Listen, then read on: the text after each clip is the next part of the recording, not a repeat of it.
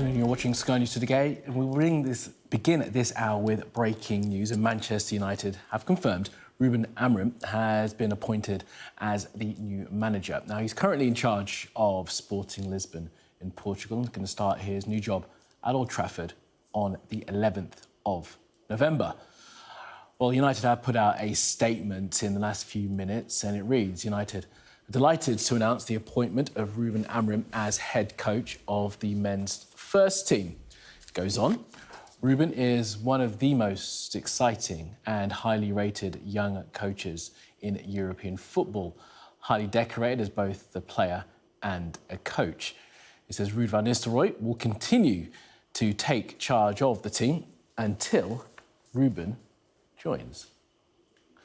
Well, Ruben Amorim is thought to be one of the most highly rated coaches in Europe, and let's tell you why. Now, he played during his career as a midfielder and won the league in Portugal 3 times with Benfica. He is 39 and is the manager of Sporting Lisbon. He took that team to their first league title in 19 years in 2021, winning for the second time last season. And it seems as if Sporting could actually win the league again in Portugal this year. They're unbeaten so far. And it's no surprise that he has attracted the interests of those at Old Trafford. He was said to be in contention to replace Jurgen Klopp at Liverpool, but Arne Slot, as you know, ultimately got that job. It's also thought that West Ham spoke to Amorim about replacing David Moyes in the summer. So what have United fans made of all of this? We've been talking to a few of them to try and find out. I think he's going to be a really positive manager, honestly. I think, longevity, that's what they're thinking. And I think it's been very meticulous from Ineos's point of view. And I think it's going to be really exciting. It can't get any worse. It couldn't go on as it was. It was totally unsustainable. I guess he has proven that he can work with young and unknown players. And I guess that's what Manchester United needs right now. Right, let's bring in the football writer Henry Winter for more on this. Henry, it is great to speak with you. Let's just pick up on what one of those guys there said. It couldn't get any worse. I mean, it could get worse, but Amorim, I guess, is a good signing for United. Hi, Kamali. Well, it had got pretty bad under Erik Ten Hag. So Manchester United fans obviously are going to be absolutely delighted by this because they've got a coach who is coming in who has got many strengths that Ten Hag didn't have. He'll come in with a bit of swagger. You see him here. He's 39. He only finished playing a few years back. He's actually played at Old Trafford. He came on for Pablo Aimar in a Champions League game, and he's also had work experience, an internship under Jose Mourinho at Carrington. So there'll be one or two familiar faces there. Obviously, Manuel Ugarte, he'll know. So, he should fit in pretty quickly. Yeah, and Carrington, of course, for those that know, the training ground of Manchester United. So he's going to come in, we think, on the 11th of November. He's got a few big games for Sporting to get out of the way first, hasn't he? Well, absolutely. He's got Australia tonight, and then he's got Manchester City, no less, next week. So he'll probably get a lively reception from the travelling Manchester City fans. So, look, he's very talented. It actually makes sense bringing him in the international break so that he can actually get a feel of it, get to know the staff, get to know some of the players who are not away on international duty. And then his welcome to the Premier League will be at Portman Road against Ipswich Town. But you can sense the buzz just, listening to your recordings with the Manchester United fans. They've been incredibly loyal to Ten Hag, but their frustration was absolutely clear. And this is an exciting new era. And Ineos, the sort of co-owners of Manchester United, deserve praise for getting this decision over the line. Yep. All right, well, let's do with that part of it first, if we can then, Henry. How much do you think this is Ineos and Jim Ratcliffe making this decision? Because we'll know that back in the summer, there was a lot of talk that Ten Hag was going to be out of a job. They decided to stick with him. Is it just because Amorim wasn't available, do we think? Well, what you have to look at is, obviously, Ten Hag won the FA Cup in June. There was a sort of groundswell of support, emotional support for him from the match-going fans.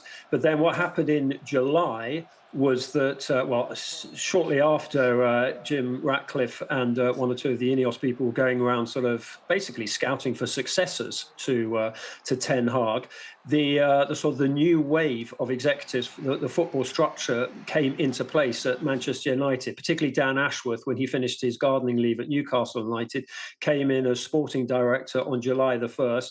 And then Omar Barada as the chief executive followed as well, Christian Vivel, who I think is head of international scouting, really important football people. And that's when the sort of decision-making process properly accelerated. So Jim Ratcliffe, who's, outstanding businessman, he's got interest in many other sports. He's pretty much left it to the sort of the football executives who've arrived, who've obviously targeted Amorim. They've seen the way the results and the teams and the performances have been sliding recently under Ten Hag, and gone for this outstanding young coach. Yeah, and let's talk about the business side of it as well then, Henry.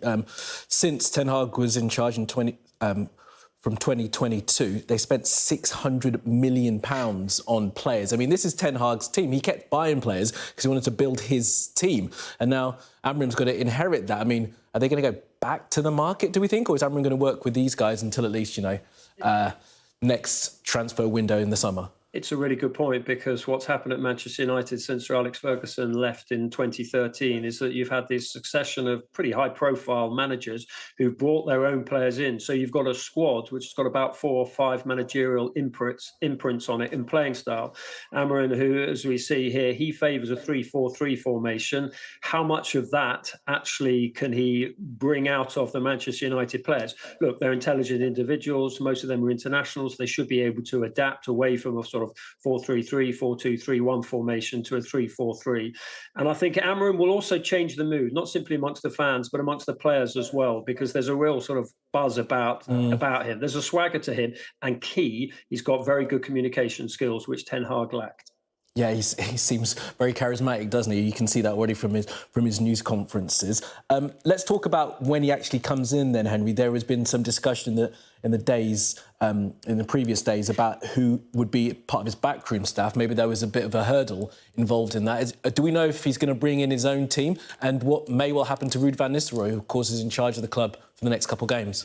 Well, he's bringing in 5 of his sort of trusted allies. What is interesting in that statement that you read out is that Manchester United are calling him head coach rather than manager. Head coach pretty much implies that he is working within this new football structure and will obviously be reporting to Dan Ashworth. And in terms of what it means to Ruud van Nistelrooy. I mean, Van Nistelrooy was fantastic the other night, the buzz around the team when they won 5-2 against Leicester City. Okay, a depleted Leicester City team, but there was a buzz around it because Van Nistelrooy, it'd be great if he could stay on, but I would imagine that Amorim, he's got his own men in there. Ruud van Nistelrooy, his stock will have risen so much because of the impact that he's had on the team, and there'll be other clubs interested in recruiting him. All right, Henry, I could have talked to you about this all afternoon, but unfortunately we've got to move on to other news. Henry, Winter, really good to have your time this afternoon on that news that Ruben Amorim has been appointed the new head coach of Manchester United.